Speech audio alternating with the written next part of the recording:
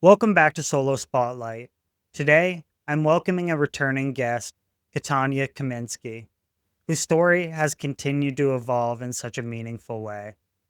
The last time Katanya joined us, she walked us through her humanitarian photography work in Ukraine, documenting stories, holding space for people in crisis, and using her camera as a way to preserve dignity and amplify voices most of us never get to hear. It was emotional, inspiring, and a reminder of what storytelling can do when intention meets compassion. Since our first conversation, something shifted for Katanya. She realized that storytelling isn't confined to being behind the lens or traveling across the world.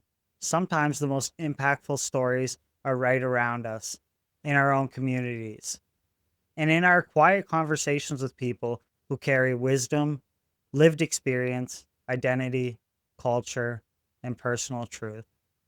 This realization led her to a new creative chapter, a long form interview series called Ethos of Humanity, a space where she explores emotional intelligence, lived experience, ethics, identity, and the responsibility we hold when we give someone a microphone and ask them to speak freely. Her, her conversations aren't just the content, they're containers for vulnerability, culture, philosophy, and personal transformation. In this episode, we get into that. We talk about her conducting her first 5 interviews, how she's navigating the craft of hosting, how she balances emotional labor with curiosity, and what she's learning about pacing, structure, technology, boundaries, and producing stories in a digital landscape where over 20,000 podcasts go live every single day. We explore what it takes to create a safe space, how storytelling shapes identity, how a host evolves episode by episode, and what happens when you start to climb the mountain one conversation at a time, learning, refining, and growing with each guest. If you enjoy our work here at Solo Spotlight, don't forget to follow us on Instagram, YouTube, Facebook. Supporting these conversations helps us keep creating and amplifying stories that matter. And make sure you also follow Katanya's new series, Ethos of Humanity, now streaming on YouTube, Spotify, Instagram, Facebook, and all links will be in the description below. With that, let's get into it. My guest, Katanya Timinsky. Welcome to Spare Bedroom Studios, where big sounds are born in small rooms.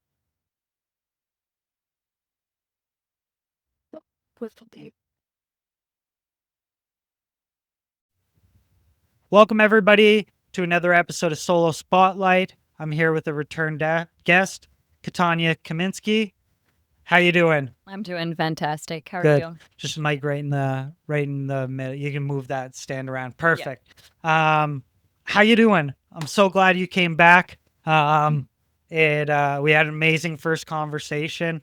Very heartwarming, the work that you were doing in Ukraine with photography and telling those stories. You have some new interesting projects in the works. Well, not in the works, you're actually doing it now. And I'm really excited to kind of just open that up and talk about that. But first, I kind of just want to recap and talk about, since we last had an interview, where has kind of your journey been taken? Well, I'm doing really well, and thank you having me again. I've been really looking forward to this. Yeah, it's been quite the journey this year as I've navigated combining visual storytelling with humanitarian work and knowing, the constant threat that are currently happening in different places around the world, and knowing your own personal limitations and respectfully speaking, like, I think everyone has a threshold of what they can handle, and I had to be very honest with myself as to where I was and I am currently am. And so I started to brainstorm, how can I still make a difference still in my own country? How can I continue to, almost fill my cup up, because Mhm. I have this desire to want to help, to volunteer, to create conversation that has meaning and impact.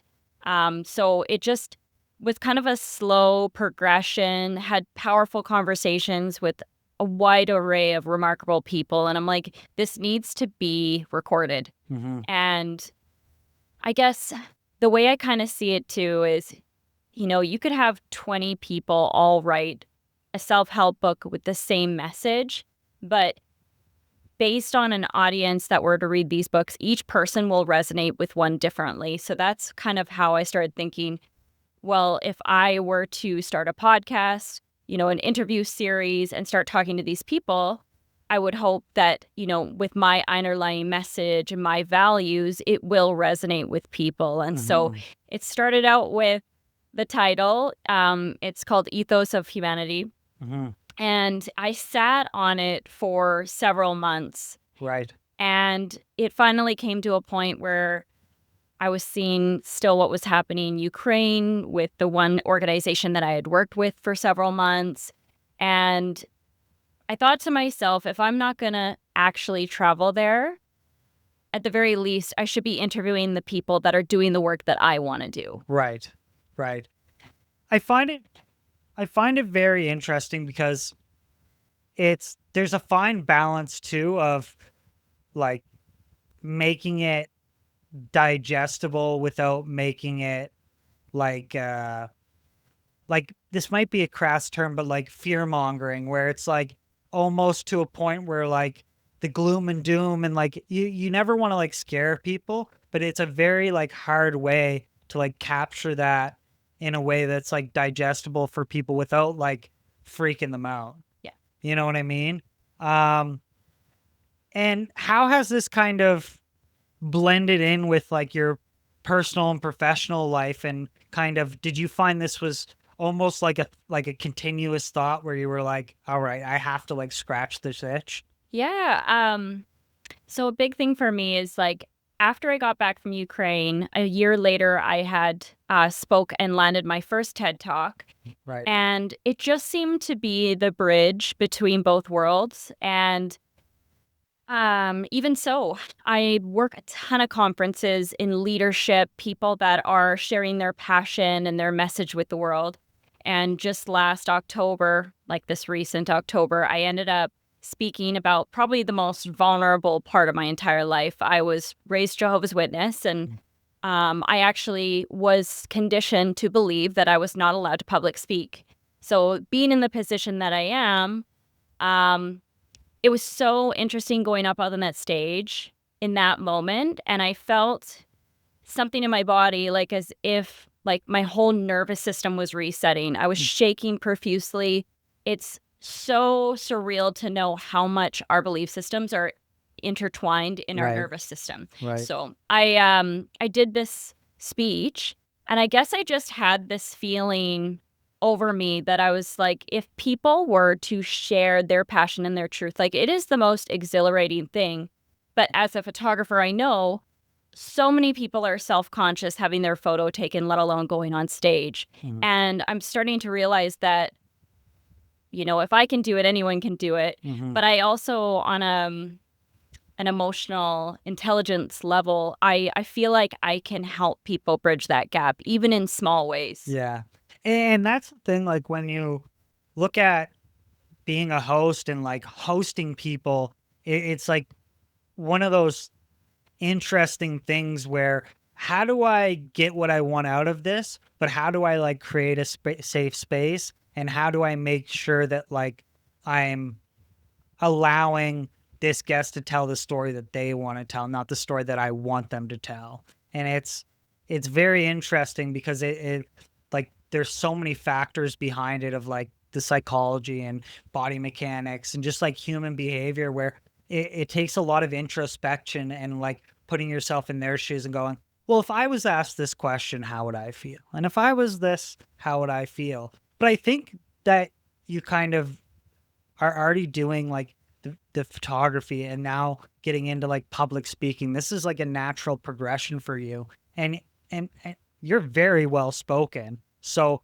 this is gonna like this this probably didn't come to like much like burden to you of like, oh, like I have to like crack out of my shell in a way. Like, but what were some like newer skills that you kind of had to take on, or lessons that you had to learn to progress into this field, like into just Yeah. doing this?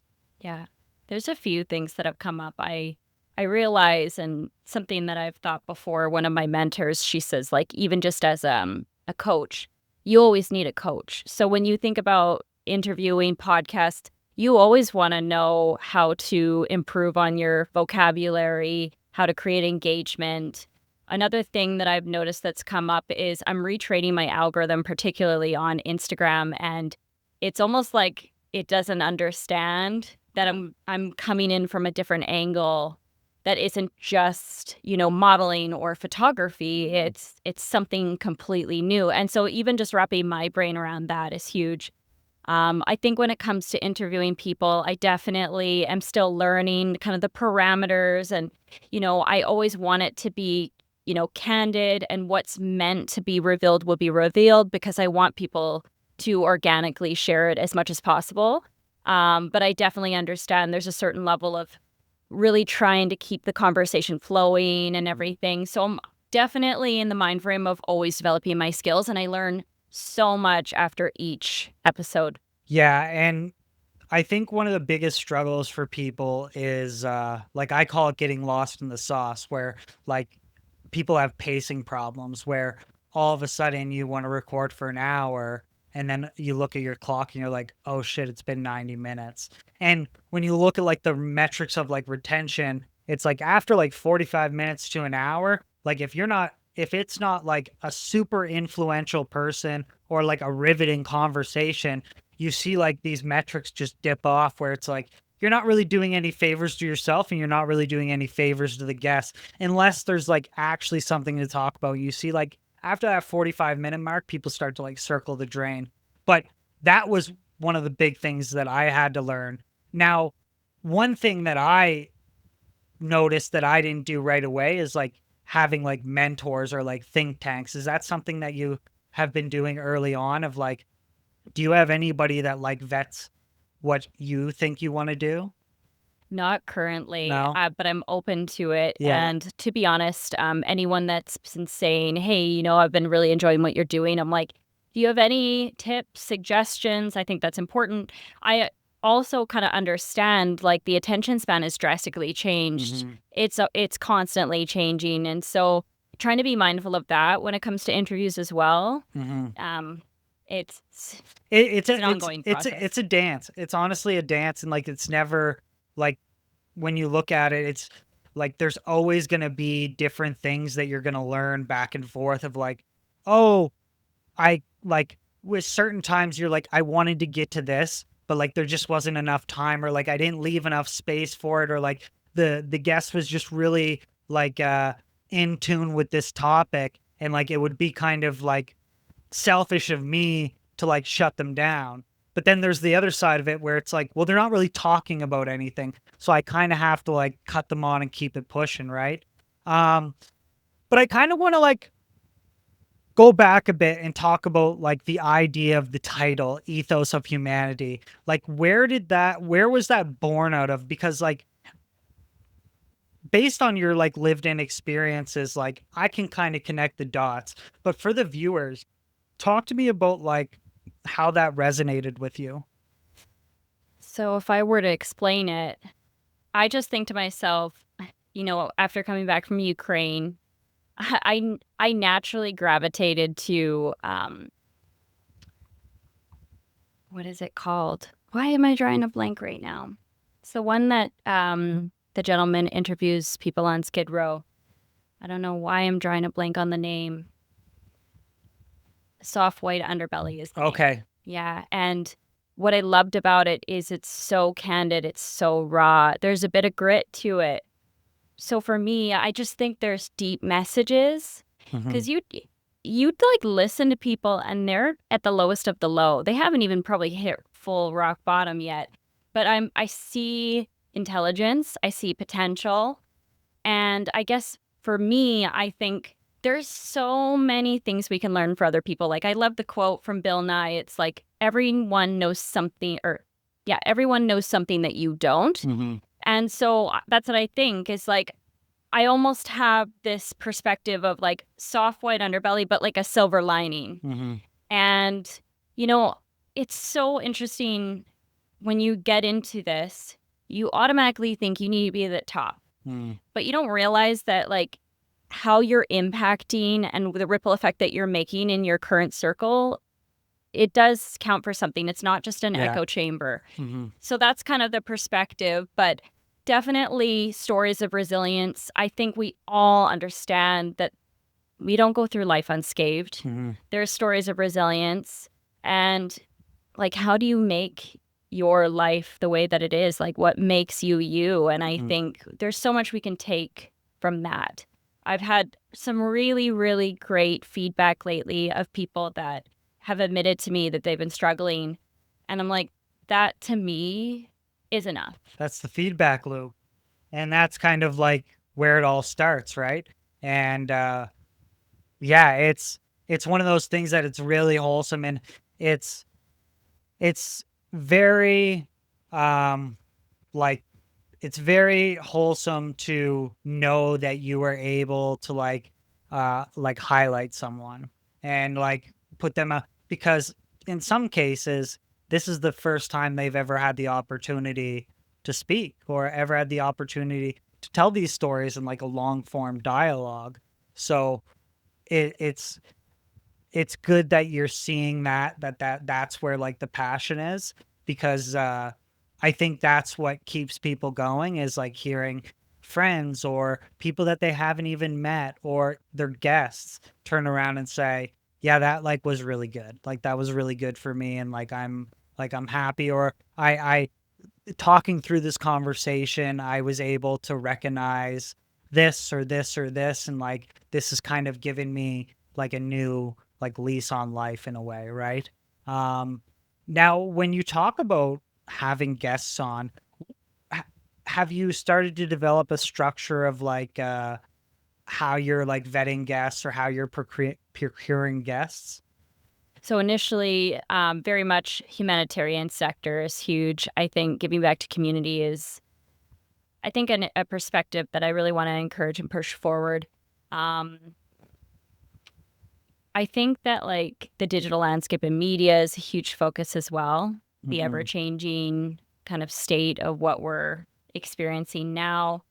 Um, and I'm kind of just building off of that, of who I build rapport with and what kind of lines up. Mental health is a huge one too, but it's definitely not limited, I Mm-hmm. would say. And how do you like establish that pitch with them to kind of give them the idea of like a mutual benefit?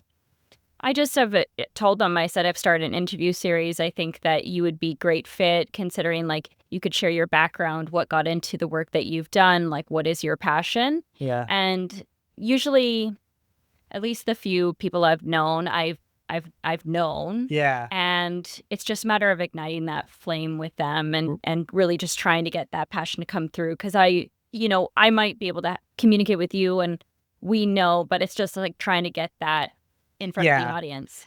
And I think too, like having these discussions before you go to record of like, what are you comfortable talking about? What do you like? Because then it establishes like, okay, are we on the same page? Like, I'm not trying to like bait you into anything.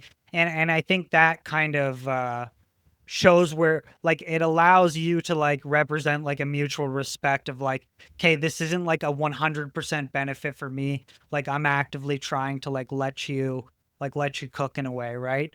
um Now when you initially started this, what was kind of like the outlook for you?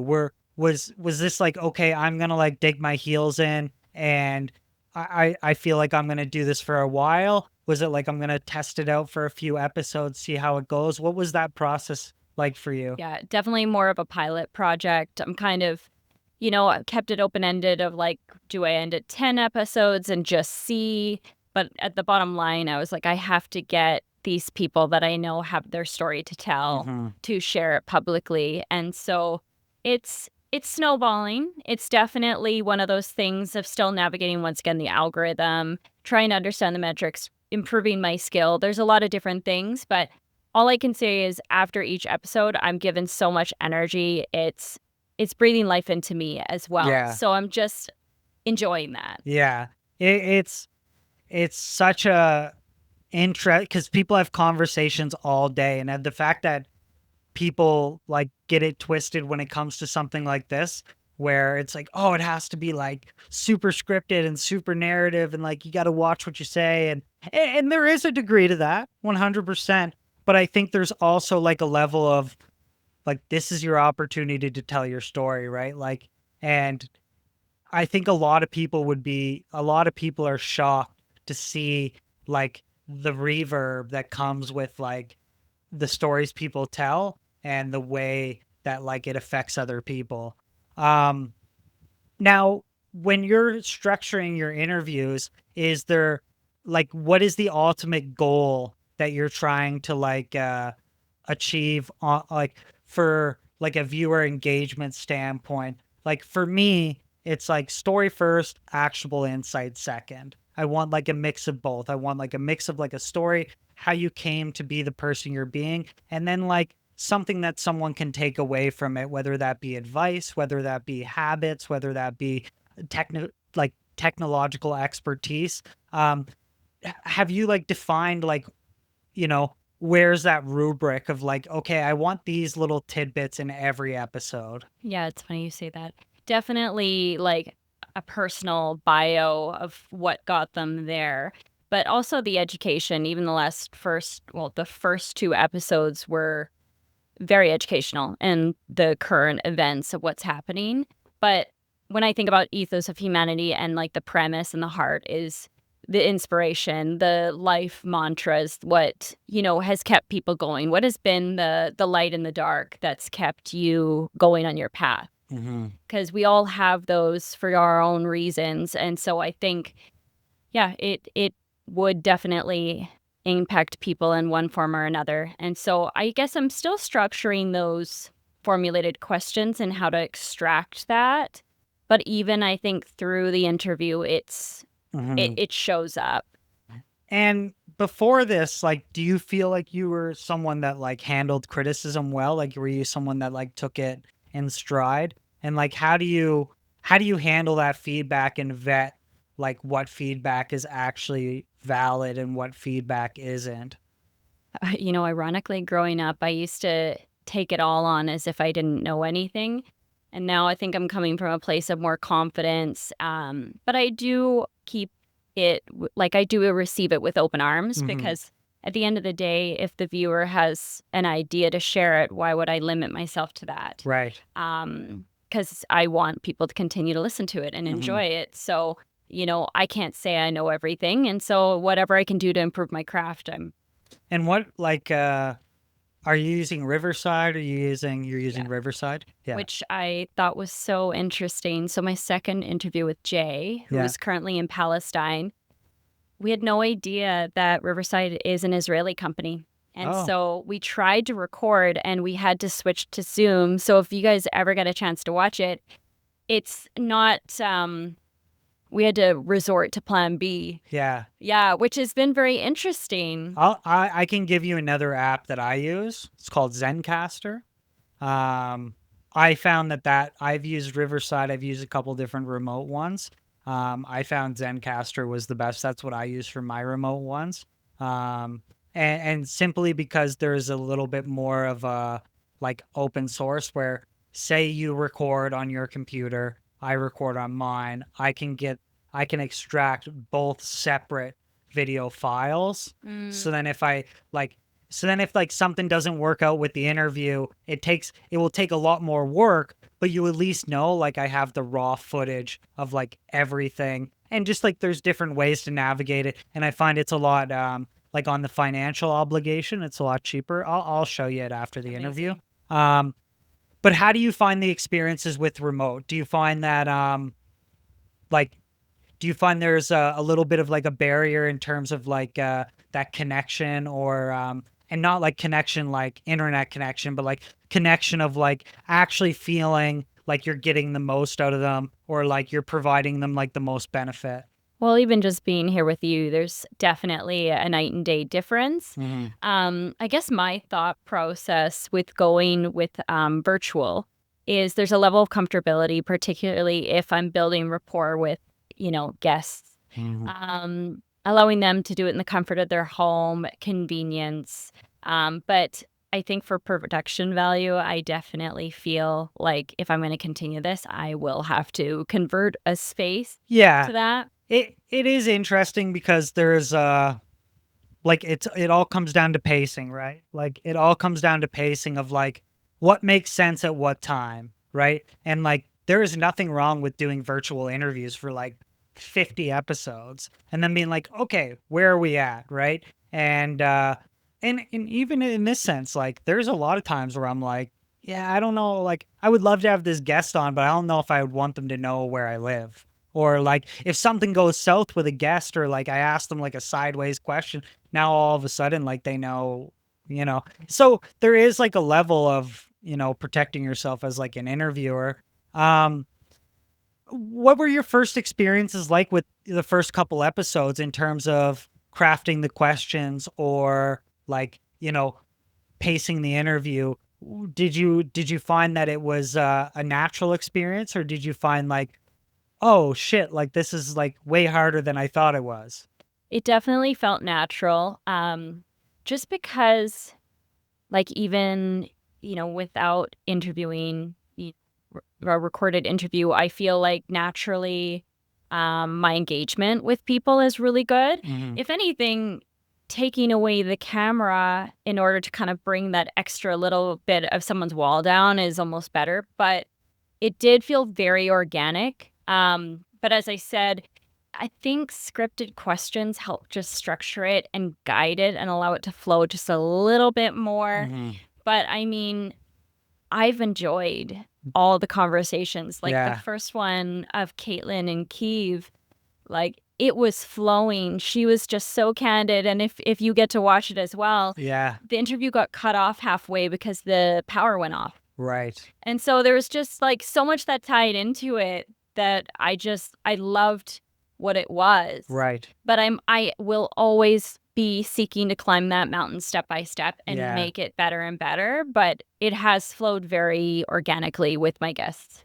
And that's good. And the fact that you're seeing it as like there's not like a huge pushback. Like a lot, like some people, they barely talk in their personal life and they're like, I'm gonna start an interview series. It's like, well, is this like naturally who you are? And like it's not to say that you can't do it, but it's to say that like there is like a way bigger like learning curve. I think in your case, I think the learning curve is going to be more on like the technology and just like, you know, the idea of like where like what the outlook is, and like defining like, okay, how do I define like what was a good performance, what was a like, and there's never a bad performance. Like I always say, like even if I did like the shittiest job as a host, like if they had the opportunity to tell a story, like it's still a good interview, right? But it's one of those things where it's just like the aggregation of marginal gains. Like I'm gonna find like a 1% increase in different areas across every episode, and then that's gonna end up building to something where it's like then you every time you just pull that card out of like, oh, I remember 7 episodes ago that I didn't pace myself properly, or I like cut the guest off or something like that, and then you can come back and be like, okay, cool, right? Um, so now how many episodes have you recorded? I just finished 5 yesterday, Yeah. and after today, I'll be booking in. I've got 1 scheduled, and then I've got like 3 more, so almost up to 10 Very, very good. Good for you. Is there, in terms of pacing, you're trying to get it out once a week, once bi-weekly, once a week. once a week? Yeah. And yeah, staying ahead of that is like huge, because you're gonna see that like it comes down to it day before, yeah, I don't want to do it, or like I'm good, right? Like so the fact that you can keep it going and you don't have like a lull in that, because it's like you're always going to have these occasions where it's like, oh, like I had 3 booked today and 2 canceled today. So it's like, just even to give you like an idea of like, I had 3 interviews booked today, and yesterday the guy canceled for today, and today the guy canceled for today. Yeah. So you're like, oh, right. And see, and that's the downside of in person. It's like, even though the production is like top tier, you've got great engagement between, both of us, but yet It's a big time investment, right? it is. And talking about time investment, how do you find this like balances out with like the rest of your life and work, and how do you make this not almost like overwhelm you, or like because some people, they get into new things and it like consumes them, where like, have you you know within like your friend group, do you find like it's something where like you're talking about more often, and like how has that experience been like for you to kind of make sure it's still like passionate for you, but it's not like overwhelming for other people, and like how do you balance that? Yeah. I've honestly simplified my life very much so this year, and I've been really enjoying it. I haven't overcomplicated things. I've been quite the homebody. I've Right. been loving it. Yeah. But don't get me wrong, like it's more of a time investment than I anticipated. Mhm. Just, even kind of getting the building blocks of branding and getting all your templates prepped so that you can like, plan it accordingly. Mhm. Even preparation for questions, what have you. But I've really been enjoying it. It feels like it's coming from the heart. And so I've been leaning in on that. Mhm. And then I think it'll be just a matter of staying consistent with it. Because Yeah. there's moments where I'm like, oh, well, maybe it's not going to get the engagement that I'm hoping. Maybe it won't. And then there's times where I'm like, no, this is helping me. Yeah. And I'm already noticing how it's impacting, the small audience that is seeing it currently now. And I'm like, this is just the beginning. And what's crazy, and it's not to sound like what I always tell people when they're doing anything, especially in like the digital creation space, and like, I don't know, like I always come in usually as like the dumbest person in the room. But it's one of those things where it's the expectation for it to not work out is so high that you almost have to expect that it's my responsibility to prove people wrong, because like the odds are not in my favor. When you look at like Apple podcast charts, like 97% of all podcasts on Apple Podcasts are inactive. It's like most podcasts don't make it past their 5th episode, right? So it's you almost have to like flip it on its head and be like, Yeah. it's actually my responsibility to make this into a good product, not expect people to think it's a good product, because the majority of people doing it, it's not a good product. Right. And it's weird because you almost have to humble yourself in a way, but at the same time, like, it gives you power to know that like, oh, well, like the ball's in my court. Yeah. Like, exactly. and I can make this exactly what I want to be, but like the responsibility is on me to build it and people will come. Yeah. Right. And I think that's like an interesting learning lesson that a lot of people in like the digital, even when it comes to like people with like food blogging or photography or whatever, right? It's like a lot of times like people don't understand that like there is like a difference between like the hobbyist and like the professional, and like there is like levels, right? Where When you look at podcasts, do you have any podcasts that like you talk about soft white underbelly, but when you look at like podcast hosts, is there anybody that you try to like emulate, or is there anything that you take from other podcasters that kind of helps you with your like production or your delivery? I feel like my biggest inspiration, aside from Soft White Underbelly's Diary of a CEO, Mm-hmm. yeah, I feel like Stephen Bartlett, Yeah. he comes from a very neutral space. He really hands over the mic to the guest. And the way that he like weaves it all in and kind of keeps it flowing, it's just very organic. Um, and he is able to extract it. He has, I'd say, more of a passive demeanor, but he still is able to execute it extremely well. Yeah. Yeah, it's he does a fantastic job in just creating that space. And just in terms of his like cadence and his like the ability for him to ask these questions, and extremely well researched. Like every time I saw him do an interview, it's been like well documented. And again, like the higher the levels you are, the more information you have in terms of like this guy's interviewing like Simon Cowell and all of these guys and girls that like there's plenty of like substance to interview someone on, but the ability to find out what to talk about and what not to talk about and what's going to be like on brand for his, podcast. It's an interesting it's an interesting balance, because with someone like that you almost like worry like, oh, is if someone at our level were to interview someone like that, would we even have the tools to conduct a proper interview? You know what I mean? Like if someone at a very big name, like say Connor McDavid or something, like it's like that would be great, and that would be great for like, like great for the brand, great for like engagement, but would I even be able to like find out like what would be?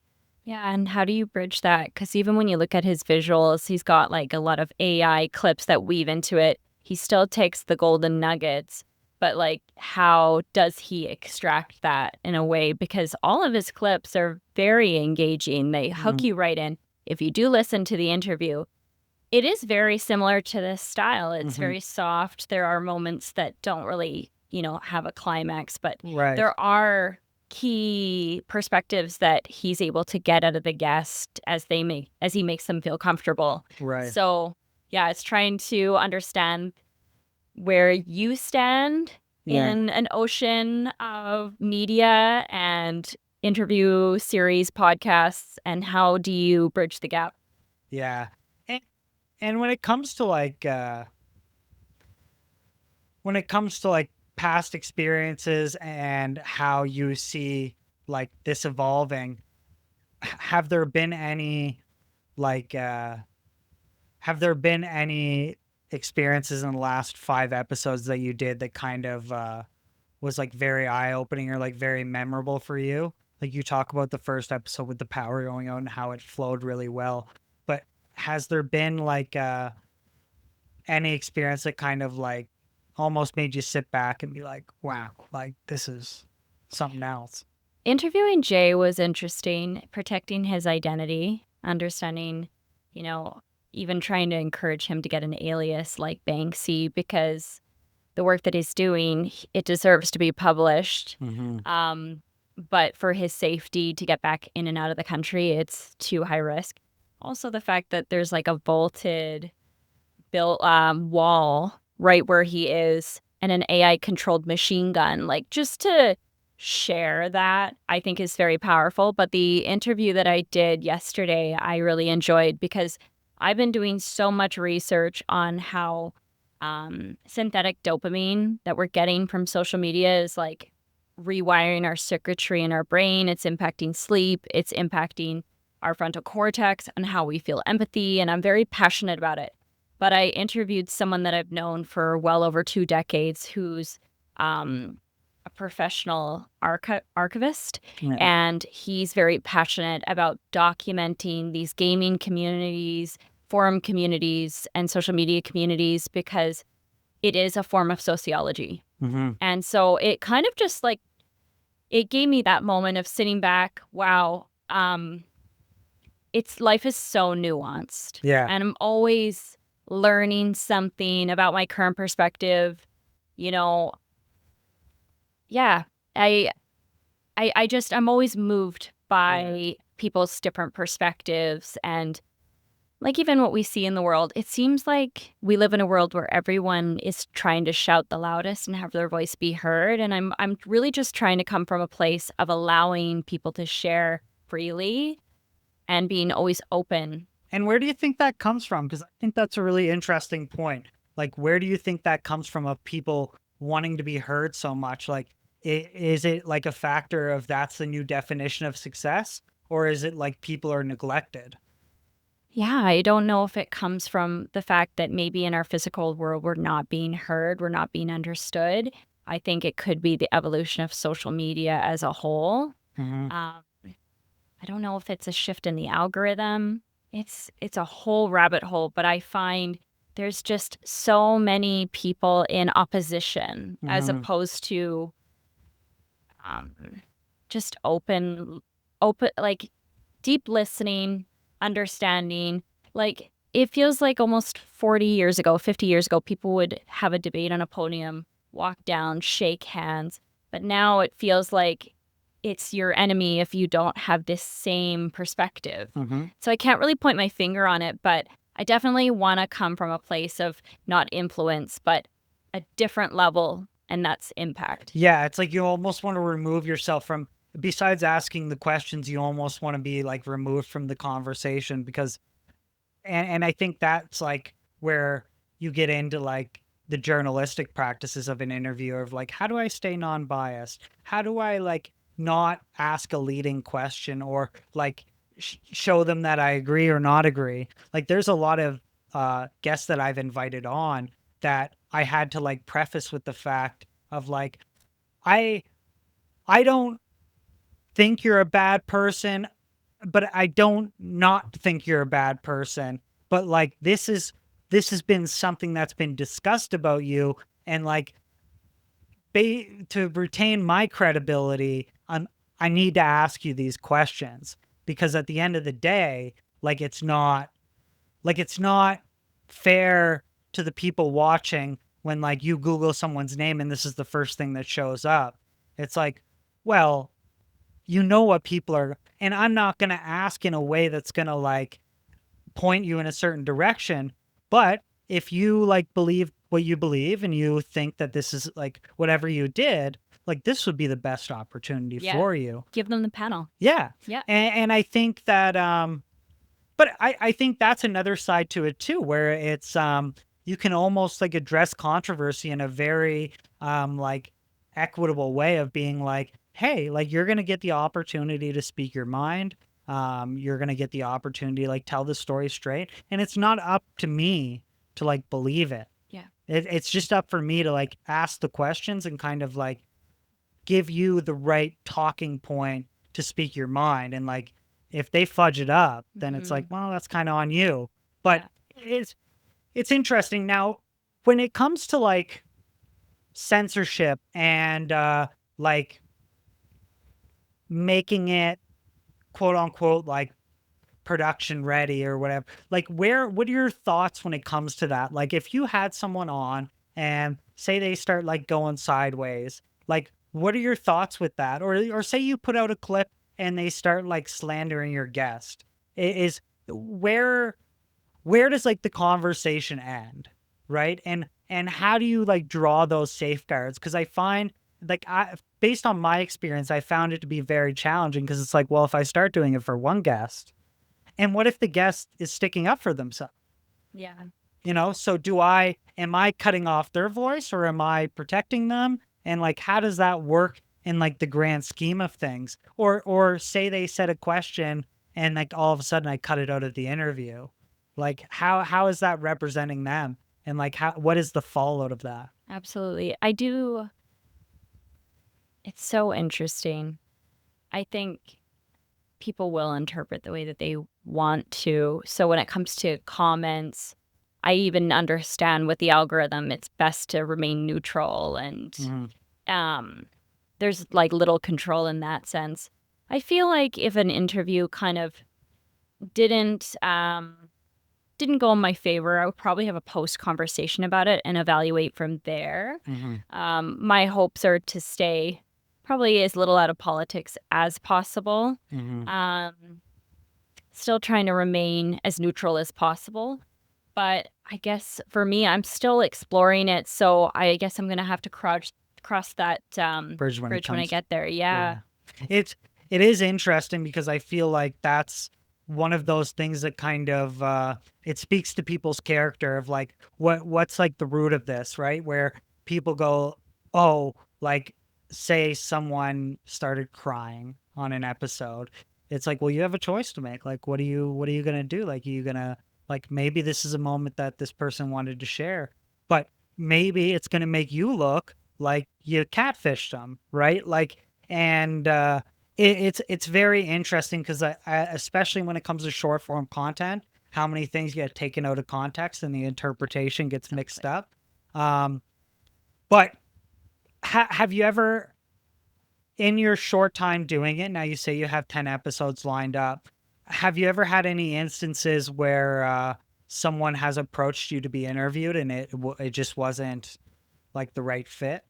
Not as of yet, and I don't wanna close that door. I would really try to, you know, pre-screen as much as I could to kinda get a clear outline of what the interview would be about. Because, like, when I think about, um, specific people that have reached out, some have public speaking experience, some people have, like, their own brand, just their own social media presence rather. But I don't limit it. I mean, even just doing this last conference and people sharing their personal stories, I feel like so long as people are coming from the right place, you can feel their heart. You know deep down that this is something they need to do for themselves and it's coming from a place of like truth, Mhm. authenticity. I will stand by that. Yeah, yeah. It's no, that's important too. And honestly, like having just simple questions of like, well, what would we talk about? Right. And then it just opens up the air to be like, hey, like I'm willing to have the conversation as long as we like, you know, find out what it's for. Mhm. Right. Um, Having interviews is pretty like emotionally like especially when you talk about like finishing an interview and having like this kind of like boost of energy. How do you how do you manage that or keep that grounded to make sure that doesn't turn into like almost like mania in a way? Because I think that like the thrill of doing it is very exciting, but you talk about like being a homebody, you talk about like simplifying your life. Um, but it is an interesting topic to say like, how do I make sure that I don't like blow this out of proportion for myself or like overemphasize certain things or like almost especially going into an interview of like I don't want to stir my guest up and be Yeah. too excited. Yeah, I think coming in place of being grounded, Mm-hmm. um, trying to obviously remain neutral. A big thing that I was been trying to focus on as well is like really just giving them the panel because I feel like even for myself, I can get excited, snowball, and almost talk a little bit more about my life. Mm-hmm. But I really want to give people the opportunity, as this is an interview series, to really showcase their life. So more highlighting them Mm-hmm. and yeah, I think it just comes from a mature place. It takes time, and I think it's probably just getting very clear on what your values are. Yeah. Do you ever worry that it turns into almost like a Q and A, like like a hardcore Q&A where it's like there's no room for like tearing off, like because sometimes people get so rigid where or they've had experiences in the past where like they've went off key so much and then to bring it back, but then it's like you can go on the other side and then the guest is like, am I being interrogated or like what's When I think about that, I think of like a narrow road and keeping your car in your lane, yeah. right? Because if you keep it too Q&A, it feels a little forced.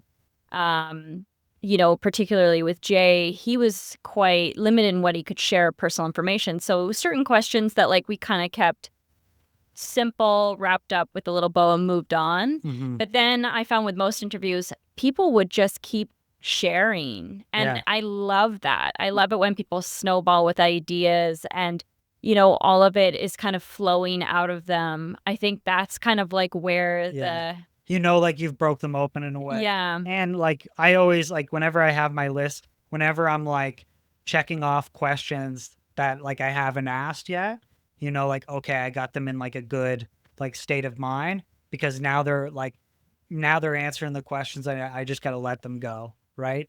Um No, that's so interesting. And when you look at social media strategy, how does that compare to like what you're trying to do with like the long form? And how do you make sure that's like almost a funnel to the full conversation rather than like a separate entity?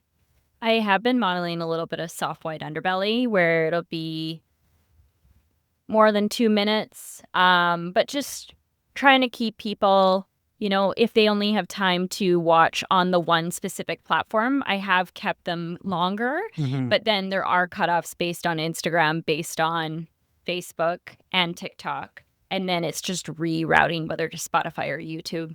Hmm. And is there any like adaptation of like any type of like AI? I know AI is like a really hot topic with our shows. I use AI a lot in like my personal life. I use AI a lot when it comes to like grading things and learning new like tactics. But it's like you're on like a pottery wheel where it's like you just have this thing and like you can easily like take advantage of it and not have like the best things coming out. But have you experimented at all with like using any like AI clipping software or ChatGPT or anything like that? I haven't input my channel onto ChatGPT and asked for it to break it down for me, Yeah. but I'm going to after Yeah. this. But Riverside does a very good job with doing the made for you AI kind of like quick clips. Yeah. Super efficient. I have really enjoyed how even it will refine it. So if there's any kind of like lull periods, it'll like clip and cut. Yeah. It just streamlines And it like so much better. filler words and like I always say it's like it's you're just like you're kneading dough, right? When it comes to AI, it's like it's all based on like the user and like what they're trying to get out of it. Like if you're trying to get like a cutting corner, like quick method, you can get it and it's not going to look good, but you can get something that's like polished or like you can have it like throw everything at you and you can start to pick. The big thing that I always do, and I recommend this to everybody, is like every episode I take the whole transcript, I upload it to AI and I go like, tell me what this episode was about. Give me an overview. I want you to give me like metrics of my performance. So, how was my filler words based on like 1,000 words? Like what was the percentage of like talk time in 60 minutes? What was the like how many open-ended questions compared to close-ended questions and compared to like top-level podcasts, where should my target windows be, Love it. right? As well as they give you like specific timestamps of like, oh, at 10 minutes the guest said this, you kind of moved on too fast. You could have said like this. Right. I always think that of like a huge benefit because then it will tell you like, okay, before you ask a question, take like 2 breaths, or like if your monologue's over 10 seconds, you know what I mean? Switch the questions off. Um, Bleeding into that, what like what do you do to kind of like grade like do you have any like for yourself like an internal like almost like evaluation for yourself of like what does that like after like that post interview look like for you when you look at like how the interview went, how the story went and everything like that? Listening to it over.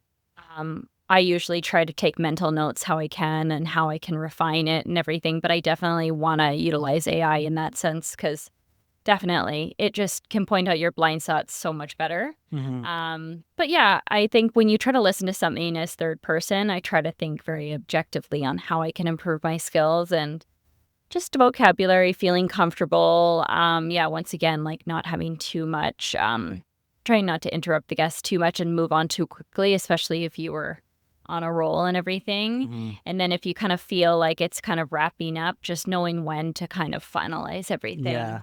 And that's the thing that you don't get when it comes to like virtual is like you can't really read someone's body mechanic. Like you can if they're like looking at like the room or they're like shifting and stuff like that. But that's like a really hard thing where like in person you can easily tell when someone's like ready to go, where you're like, okay, like, Yeah.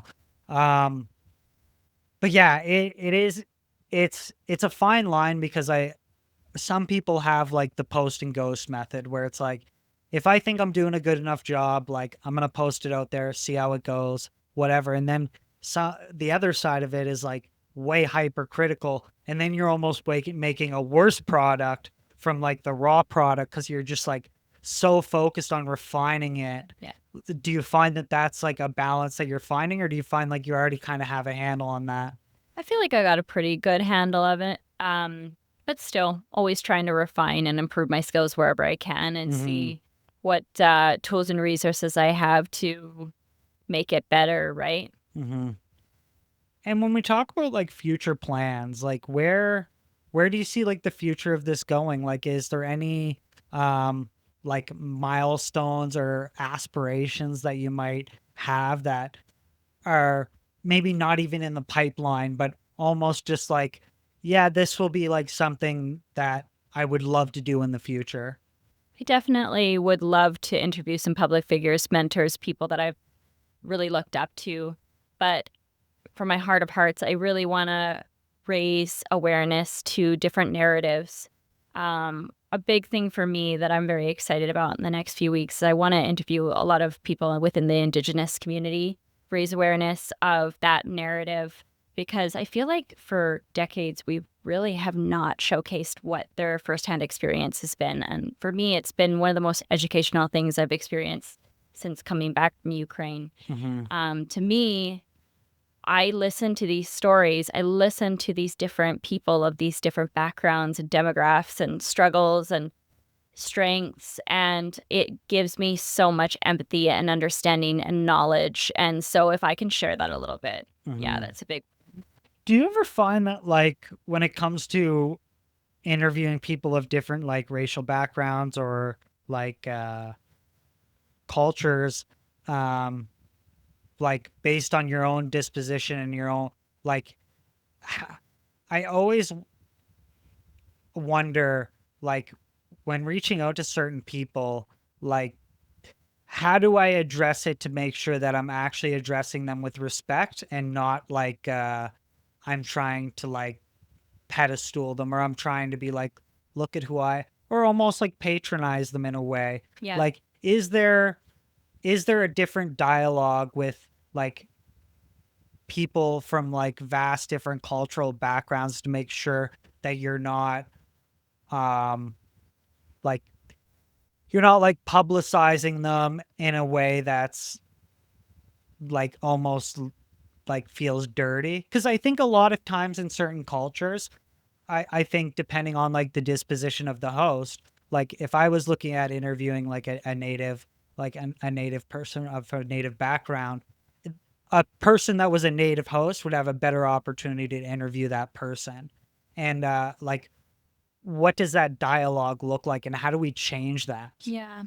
I've had some pretty powerful conversations, some women in my circle, and just absolutely amazed. But I I just really come from a place of humility. And I genuinely say I would love to share your life experience because I think it's important. Mm-hmm. You know, the murdered and missing women, Yeah. what it is like to live on a reserve. Right. Um, yeah, just the chronic stress Right. and what you experience on a day to day. I think it's so important. The stories of personal resilience because it does look drastically different. And another thing I wanted to add too that touches similar on this as well is I think what I find so interesting when you think before we had social media, we would Google things more than ever and do our research. Before we had Google, maybe go to the library, but we'd communicate a lot more. Yeah. And so, what I've been feeling as well is I feel a lot of our elders are very displaced right now because we're seeking knowledge and wisdom online. And I really want to give people that opportunity as well within that community. But once again, coming in a place of humility of like, I would love to learn your Mm-hmm. perspective. What have you learned in Right. life? What do you have to share? Because those people deserve to have their stories told, you know? Yeah. It's very interesting because it's all about just creating that space, right? And like knowing that it's like a safe space for someone to come to. And I think that's one of the biggest challenges of like finding that balance of like what does it take? Like, do you need to like do I need to go out and have coffee and have like conversations outside of this like recording in order to like establish that trust that's like, build a foundation? And some people it's like, I'm game, let's do it, Yeah. right? And so, but it all depends on what the intention is, right? Like but it's so interesting. And If I'm if so I happy you got into this. Thank you. If I had a recorder, in every conversation consensually, like documenting everything, I would have hundreds of hours of amazing material Yeah. because people are remarkable. And the thing is we all have this veil, this mask that we wear. Hmm. It's been so humbling. And I've been reflecting on this a lot of, I fought for my authenticity when I left being a Jehovah's Witness. And then I realized I'm like, we're still fighting for it. Hmm. And so it's not even a matter of shouting loudest. It's just being able to speak your truth and be heard. Hmm. So if I can give that to people, like that's like a job well done. Right. It, it's so refreshing to hear that like even throughout this whole conversation, like again, I'm gonna ask it now, but this whole conversation, like none of it was about like monetization or like promotional. And that kind of tells me like your heart's in the right place, right? But on the other side though, there is like a business because the work eventually has to pay off to some degree, and whether that be like emotional like feedback or but when you look at it, is there like a strategy that you kind of have thought of with that of like, Mhm. oh, maybe I try to like link up with certain organizations or maybe I Absolutely. try to like highlight and how would that work? Especially like when you look at your interviews, like they're so raw and like they're very, very intimate. Like, are there certain like businesses that you have kind of like, or just organizations that you've thought about like trying to engage and work Yeah. with? Yeah, Yeah. I have. I definitely want to bring back the original organizer of the Ukrainian organization that I had worked with. I'm going to actually be meeting for coffee with someone that I think is a great candidate.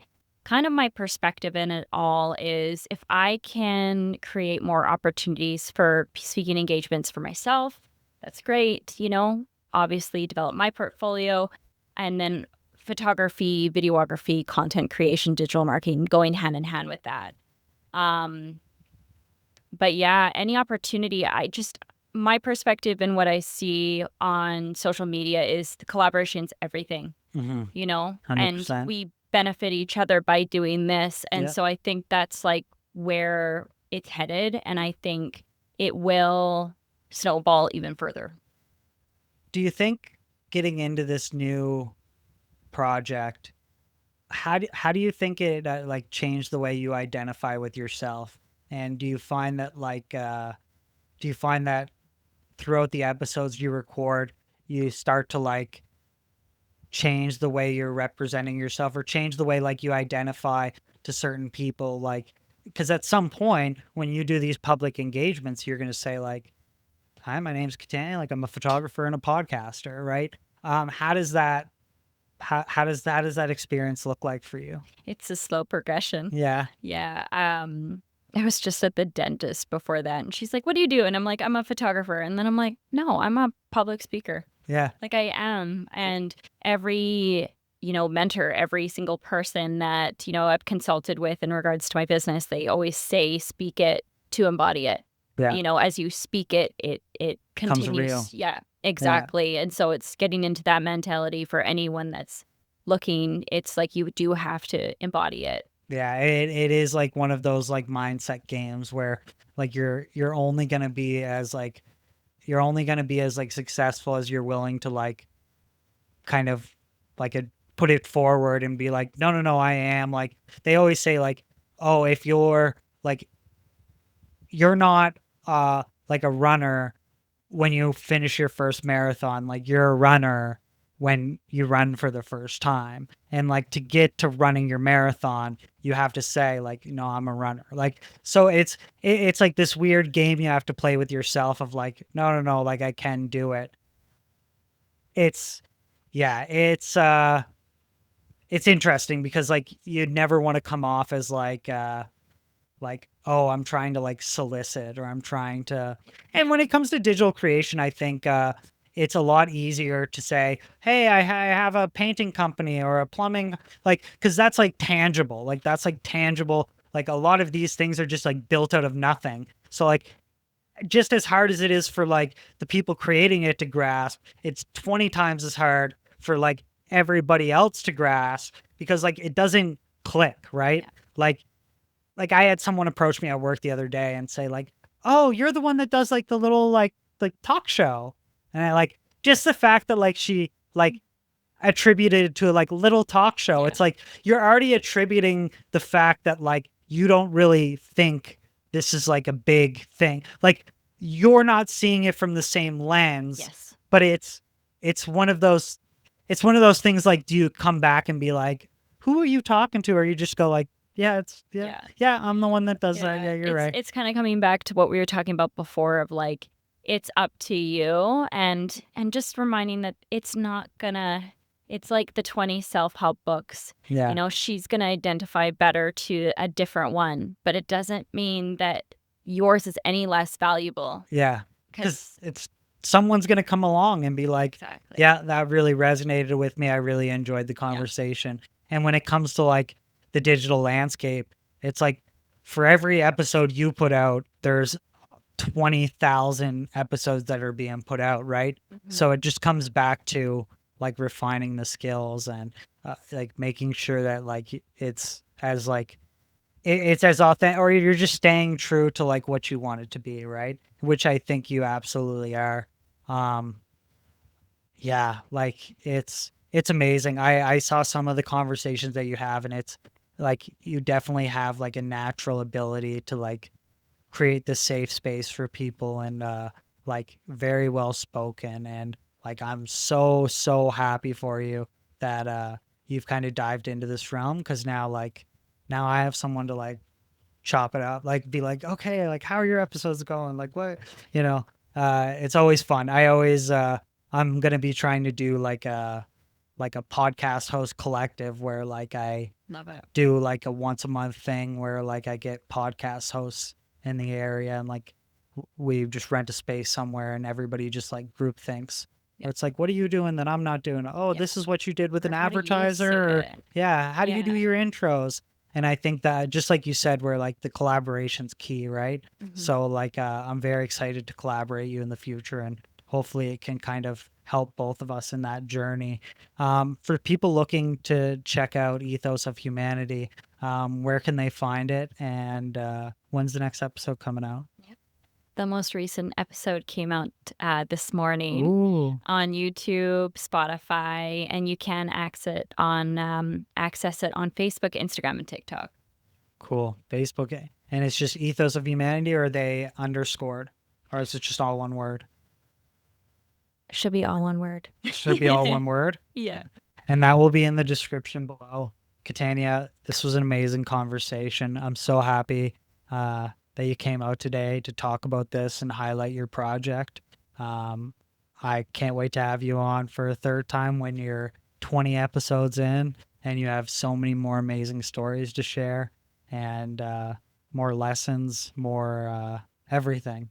And we're going to do what we can to, promote and make sure that we are all achieving success. Amazing. Yeah. Thank you so much for having me. Thank you.